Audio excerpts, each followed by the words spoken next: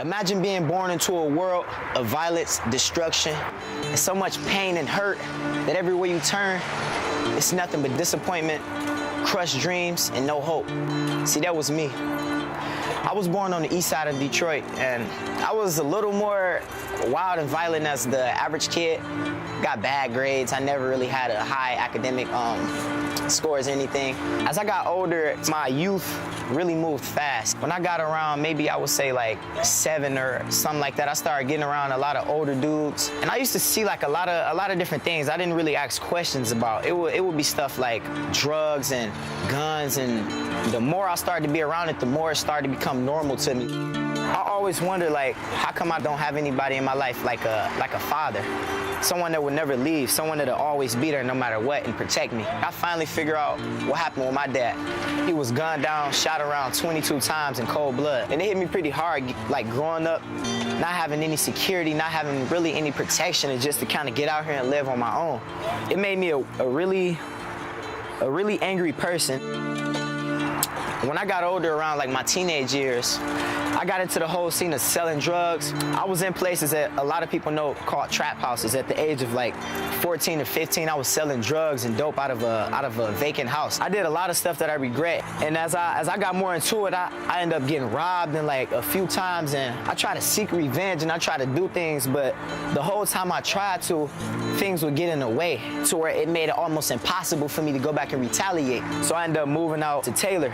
And I got into a lot more trouble. I got into a big fight, and I ended up confessing to having a knife on me in school, and it got me kicked out of school.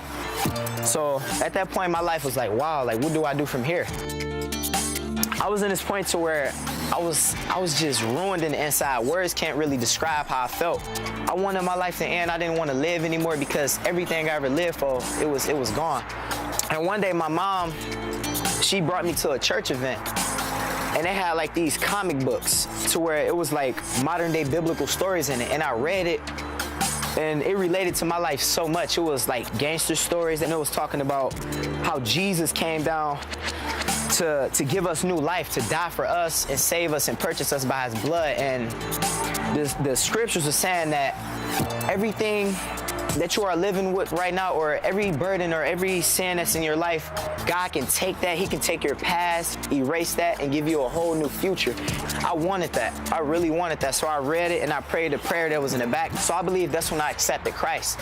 The amazing thing is that when I found Jesus and really seeing who he was, it brought out something in me that I could never bring out anywhere else. It wasn't girls, money, drugs, sex, anything. Nothing else could bring out this inner talent and this inner potential, inner everything. Everything about me, my full identity came out when I met Jesus. Eventually I found Metro, and when I found this place, I found out, man, I can really get plugged into this place, and God can really use me here.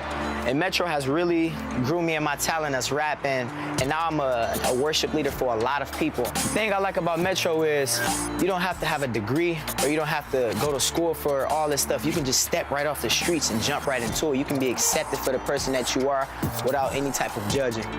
I am Tremar Little, and I am Metro.